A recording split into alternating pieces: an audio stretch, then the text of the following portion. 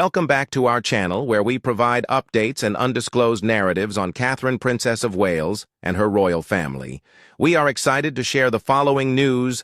Duchess Sophie explodes at Camilla after she publicly humiliates Catherine at Balmoral. According to an insider source, Duchess Sophie has confronted Camilla after Camilla publicly humiliate Catherine at royal dinner.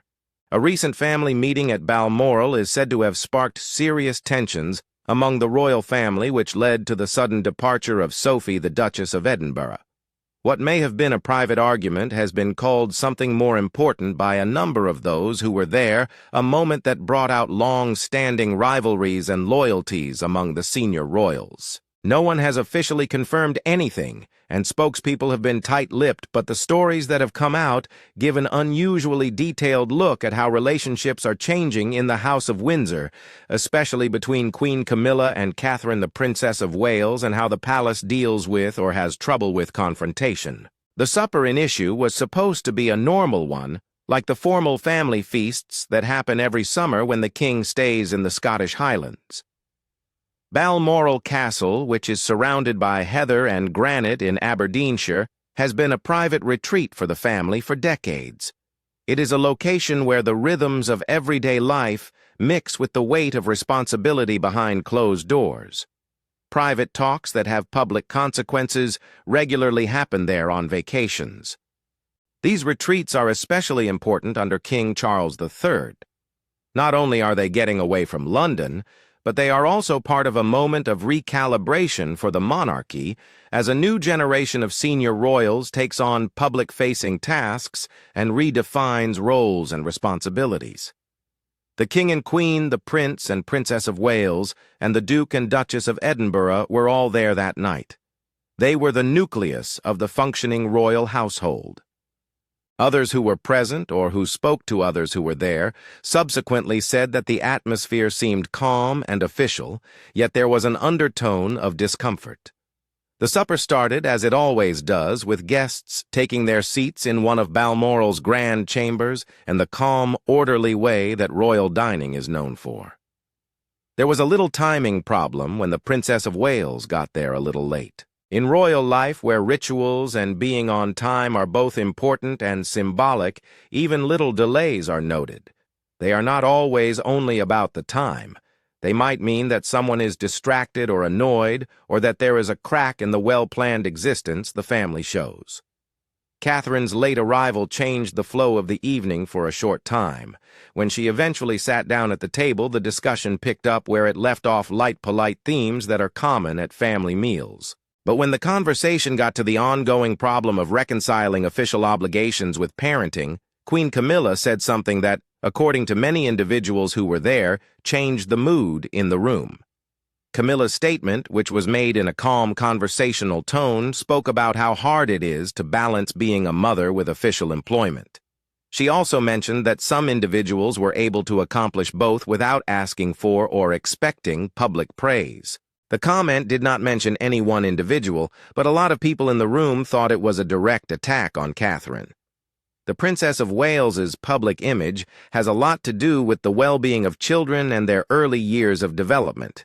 She has deliberately chosen a position in which advocating for families and young children is at the center. So to some people in the room, even a civil-sounding comment about intentions or how to be a good parent while doing public obligations seemed like a thinly disguised criticism. There was a silence after that. Catherine stopped with her hand in the air as she reached for her drink. This was a short freeze that was both instinctual and revealing in a place where training and prudence keep an eye on every outward response. Her face did not become red with fury.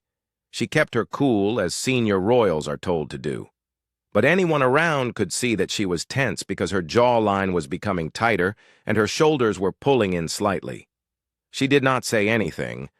Instead, she looked down and stayed calm, even though she was upset within.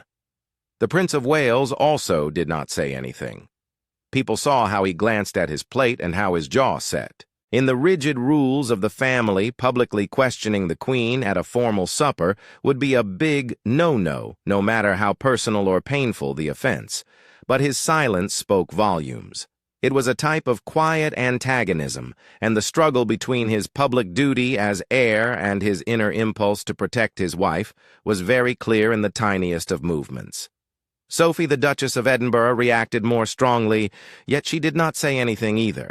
Sophie has been a working royal for more than 20 years and is known for being discreet, practical, and steady. People in royal circles frequently say that she is a soothing, realistic person who works hard quietly and dependably. But on this night, several who were there said that the normally calm Duchess showed clear signs of dissatisfaction. Witnesses said that Sophie paused in the middle of making a motion with her silverware. She looked back and forth between Camilla and Catherine. The movement was subtle but clear. A few individuals said that her face showed disappointment that turned into rage even though she maintained her voice and public demeanor the same. When she later raised her glass, her hand shook slightly, which was a sign to people who were used to witnessing her calm demeanor. That tremor was a clear indicator of where her loyalty rested, in a place where restraint is valued. The meal went on, and the formal cadence came back, but the warmth that had been there before the statement was gone. Those started talking again about nice things, but there was a lack of depth that only those who had seen friendly nights end as fast as they began would understand. At the conclusion of the lunch, Sophie left quietly, but according to various stories, it was more than her departing the table. She carefully folded her napkin and stood up at a speed that implied determination rather than a quick escape. Prince Edward, the Duke of Edinburgh, did not follow right after. Sources claim the pair wanted some time alone. The escape set off a series of events that would affect everyone in the home within hours. Sophie has been thought of as one of the most trustworthy people in the family's close circle for a long time. Her path from a job in public relations to a life of full-time royal devotion was one of slow, cautious change. With Prince Edward, she built up a list of patronages and engagements that, although not necessarily the most publicized, were vital and meaningful. Her attitude to royal life has always been based on duty, discipline, and a deep regard for tradition, and the late Queen Elizabeth II, with whom she was considered to have had a very respectful relationship. People who know her take her response at Balmoral very seriously since she is so stable. This person did not act on impulse and had little to do with palace politics. It was the action of a senior royal who was used to bowing inward instead of creating a spectacle. People who know Sophie well say that the Queen's statement during the dinner was not an isolated mistake. It seemed like the last time in a pattern she had seen over and over again and found more and more unbearable. Sources who speak for the Duchess claim that she had been quietly and consistently upset by what she saw as repeated attempts to undermine the Princess of Wales. At first look, the things they talk about seem like normal palace shuffles, projects being put off, meeting invites being put off, and duties being quietly moved to other people. But Sophie and the others she spoke to about it thought that the impact was that Catherine's power in the palace's decision-making circles was slowly fading. Sophie was more angry about the seam-splitting tactical actions than anything else, since she felt they were not random. They seemed like planned moves to lessen Catherine's influence, gestures of consolidation, meant to strengthen a new center of gravity in the royal household. Sophie tried to explain these events for a while as the normal problems that come with a big organization with strong personalities and conflicting goals. She had always told her to be patient, thinking that the ups and downs of life in the palace would ultimately level out. But the way others acted by insulting her in public and ignoring her in private made her opinion even stronger. To her, the statement over dinner was not just rude, it was also a method for the princess to remind Catherine of her station by using the princess's acknowledged ability to handle insults with grace. Sophie thought that Catherine's tendency to handle pressure in public while being calm on the outside had become a weakness. Some people in the palace had thought for years that Catherine's failure to fight back was a sign that she could be tested and that her restraint would keep things from becoming worse. Sophie believed this was a wrong and damaging way to figure things out. The subject was very important to her because it showed how women in the family were treated if appearing composed in public might be used as a weapon to justify further abuse. Sophie presented her worries as a matter of principle, not just convention and preference. She informed close friends that her friendship with Catherine was not a political decision. It was based on their similar experiences of being forced into a harsh institution from the outside. Both ladies had come from quite normal families and married into the Windsor family. They had to deal with the change with a combination of humility and determination. Both had to learn how to keep their private lives private while doing real philanthropic work. Their growing empathy was a silent bond of shared hardships. They supported one another via hallway discussions, occasional private check-ins, and an unspoken knowledge of how hard their jobs were. After dinner, those who knew what was going on said that Sophie and Prince Edward had a serious talk. In private, she let out all the anger and fury she had been holding up for a long time. She said she could not be a part of a system that allowed casual brutality to happen in the name of tradition. She is said to have used the expression gilded captivity to describe how life in a palace may seem nice but be locked off and emotionally limiting behind closed doors. She stated she did not leave on a whim. She had been seeing trends that hurt trust and dignity for years. Edward, having seen the table swap personally, understood and supported her choice. The next morning, the Duchess left Balmoral in a discreet and efficient way. A private automobile, not an official one, picked her up at a private door, and there was no public send-off. People who observed the movement for the first time did not think of it as a rushed departure, but as a firm and thought-out retreat. It is alleged that Sophie asked to speak with the Princess of Wales privately and briefly before she left. She is said to have informed Catherine that she did not deserve to be treated that way while no one else was there. Friends claimed the meeting was emotional. Catherine was struck by both the support and the fact that a longtime ally had to stand aside. The family was shocked when Sophie left. Staff and courtiers who had depended on her as a peacemaker, someone who could calm things down, settle arguments, and fix things, suddenly lost that steady presence. One top staffer is said to have called her the only genuinely loyal one, which suggests that her departure marked the end of a symbolic thread of an earlier institutional ethos dedication to duty that went beyond factional attachments. The effects were both immediate and symbolic. Those who had relied on Sophie's informal mediation and judgment had to change their affiliations and responsibilities within the royal system. People need to see what happened in Balmoral and Sophie's quiet but planned departure as more than just a personal fight. They need to see it as a sign of bigger changes happening in the monarchy. People thought that Camilla's comment at the dinner, whether it was meant to be a critical aside or not, showed how the Queen Consort's function has changed and how the family's power structure has changed as a result. Since Charles became king, Camilla has tried to change how people see her from the scandalous past to a Queen Consort who is welcomed and even revered. That recovery has necessitated a consolidation of public and private authority, and sources say that her staff and allegiance have been slowly shifting around her. Internal reports say that the realignment has been gradual but noticeable. There have been changes in staff, with some longtime aides being moved or told to stand aside, and the way people sit in meetings and provide advice on different subjects has changed. In the past, staff members who had worked for both Queen Elizabeth II and King Charles III had duties that crossed the lines between the various parts of the household. Now, however, the new inner circle is known for being more personally dedicated to the Queen Consort. People who know say that this has made the top staff group smaller and made it easier for them to be loyal to Camilla's goals and way of doing things as a consort. The operational effects on other top royals have become clear. People who work with and around Catherine say that she has been pushed aside at important times, even though she was a crucial part in planning and carrying out several big projects.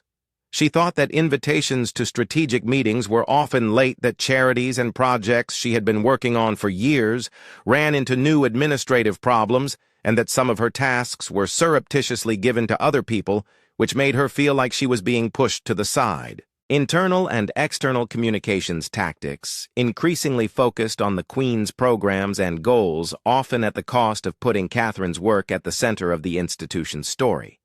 Catherine thought the pattern was more than just random friction. To her and her friends, the changes meant that the family was intentionally rebalancing its power.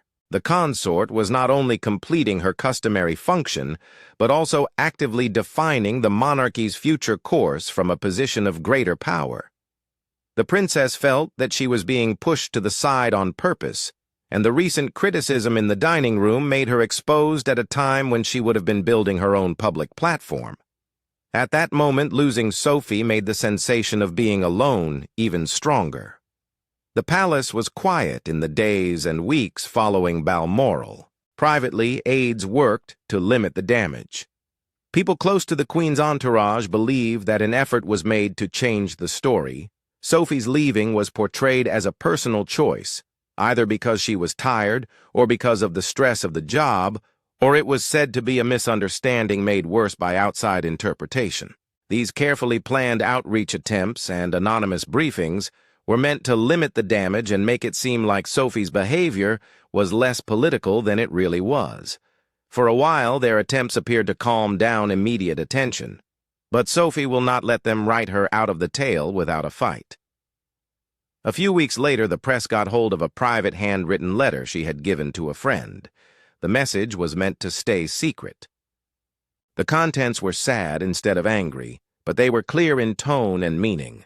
She wrote about a culture of cruelty and erasure that she thought had grown within an organization she had worked for decades.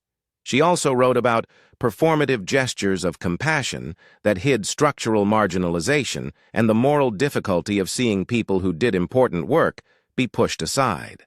Even though she did not identify names, readers thought that expressions like figures who flourish in the quiet of others and being put at a second table were about Queen Camilla and her close friends. The most talked-about passage in the letter was, "I could no longer stand by and watch Catherine or any woman be made to feel reduced to silence." This remark turned Sophie's previous private retreat into a public act of moral disagreement. She framed her departure as a statement of principles and a criticism of an organizational culture that she said depended too much on quiet to protect the powerful. The letter's tone, neither angry nor dramatic, made the report seem real in a way that anonymous briefings couldn't. The palace acted quickly. Anonymous sources tried to undermine the message by saying that Sophie was too emotional and indicating that private problems had been blown out of proportion. But for many others, that reaction made the claims appear more believable, not less. Trying to discredit the messenger just made the message stronger. Almost instantly, public compassion came together. The media and social media showed a lot of support for Sophie, and the Princess of Wales also got a lot of popular support with hashtags and online campaigns forming around her. The topic quickly went from being something for tabloids to talk about to becoming a serious discussion about how power hierarchy and gender roles work in organizations that are supposed to be based on duty and service. Everyone looked at Catherine then. Some others thought she would back down and stay out of the spotlight until the scandal died down. People close to her claimed she did the opposite. She went into the spotlight without saying anything about the incident. Her behavior on the outside started to shift in little but important ways. The formerly respectful stance changed to one that showed a calm dominance. In the past, she had used warmth and approachability to calm the people. Now she was moving toward a more purposeful presence, which was a new style of leadership that showed both composure and firmness. Her public appearances became more clear about what she wanted to do. The frequency and framing of her engagements showed decisiveness. Her media staff, without taking a stance on palace issues, started to put her in situations that emphasized expertise and policy-driven advocacy instead of just being there as a symbol. Her physical closeness to Queen Camilla at joint engagements altered as well. She started to come separately or to make little gaps in protocol that made it seem like she was regaining her independence to those who were not there. Commentators who usually do not talk about the private lives of royals began to be more open, People saw Catherine as more than just the elegant presence smoothing over the rough edges of the institution. They saw her as someone who could hold her own in a complicated power structure. People who liked her said she was contemporary, calm, and quietly forceful. Some royal opponents were concerned that she was gaining too much power and moving away from the traditional position of the consort's spouse, who is a helpful but not key figure. Her power grew gradually behind the scenes. People who know how the palace works say that she started to take greater control over her schedule, her patrons, and her staff appointments. These were tiny adjustments that, when taken together, changed the balance of institutional authority. At some events, she started to show up without the Queen. Her speeches, while avoiding direct references to the controversy, increasingly focused on themes of resilience, speaking up for those who cannot speak for themselves, and the moral duty to speak up. These were powerful words in a situation where being heard and being spoken for were important. People also viewed clothing choices as signs going for ensembles and designers that signaled a modern, autonomous leadership style instead of just sticking to tradition. The Prince of Wales had a hard time acting as a mediator. His responsibility to the crown meant being loyal to the king or queen, and as a husband and father, his instincts told him to defend his family. His stance changed with time, and he started to seem more like he agreed with Catherine's way of doing things. He curtailed certain joint appearances with the king and queen, and discreetly pushed for more openness about how choices that impact family duties and obligations were made. People had sometimes seen him as a background character who supported his wife, but he was becoming more and more of a partner in a calm, principled drive for justice and transparency in royal operations. The institution that has been constructed on centuries of hierarchy and consistency began to show strain under these circumstances. The image of family unity, which is the basis for a lot of people's belief in the monarchy, broke in ways that were more than just symbolic.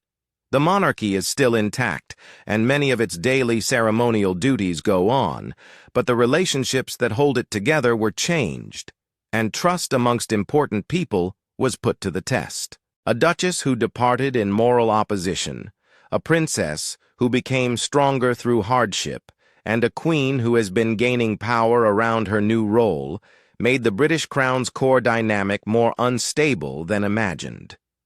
People are wondering whether this is just a short-term problem that the monarchy will be able to handle, or if it means that the way power, loyalty, and gender work in the royal household will change in a bigger way. It is not only about personalities, it is also about how an old institution changes at a time when people want more openness, justice, and current leadership styles than they did in the past. For now, the family is still together in public doing the rites and tasks that are required of them. But behind those meticulously planned festivities, the Windsor family is clearly going through a lot of changes. Their secret deals and public displays of power are now more obvious and challenged than they have been in a long time.